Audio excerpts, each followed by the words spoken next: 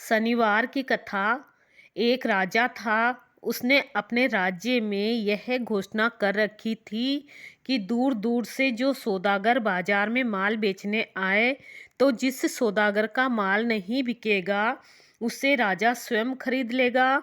सौदागर प्रसन्न हो गए। जब किसी सौदागर का माल नहीं बिकता तो राजा के आदमी उसे उचित मूल्य देकर खरीद लेते थे। एक दिन की बात है। एक लोहार लोहे की शनि देव की मूर्ति बनाकर लाया।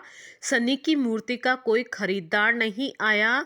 संध्या के समय राजा के कर्मचारी आए, मूर्ति को राजा के पास लाए। राजा ने उसे आदर से रख लिया। शनि देव घर में आ जाने से राजा के सब देवी देवता नाराज हो गए। राजा रात के अंधेरे में राजा ने एक तेजस्वी स्त्री को घर से जाते देखा। राजा ने उससे पूछा कि तुम कौन हो। वह बोली, मैं लक्ष्मी हूँ।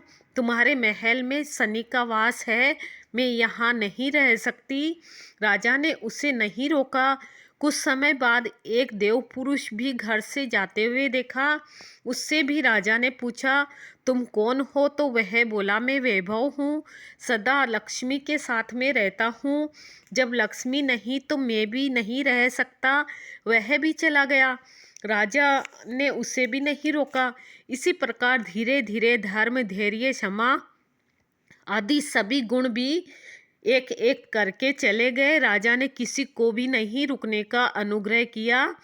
लेकिन अंत में जब सत्य भी जाने लगा, तब राजा के पूछने पर उसने कहा कि जहाँ लक्ष्मी, वैभव, धर्म, धैर्य, क्षमा आदि का वास नहीं होता, तो मैं भी यहाँ एक क्षण नहीं रुक सकता। तो राजा सत्यदेव के पैरों में गिर पड़ा। महाराज, आप कैसे जा सकते हैं? आपके बल पर तो मैंने लक्ष्मी, वैभव, धैर्य, धर्म आदि सभी का तिरस्कार किया। आपको नहीं छोड़ूंगा। राजा का इतना आग्रह देखकर सत्य रुक गया। महल के बाहर सभी सत्य की राह देख रहे थे। उसे ने आता देखकर धर्म बोला, मैं सत्य के बिना नहीं रह सकता, तो वापस जाता हूँ। धर्म के पीछे पीछे क्षमा, वैभव, लक्ष्मी सभी लौट आए तथा राजा से कहने लगा, तुम्हारे सत्य प्रेम के कारण ही हमें लौटना पड़ा। तुम जैसा राजा दुखी नहीं रह सकता।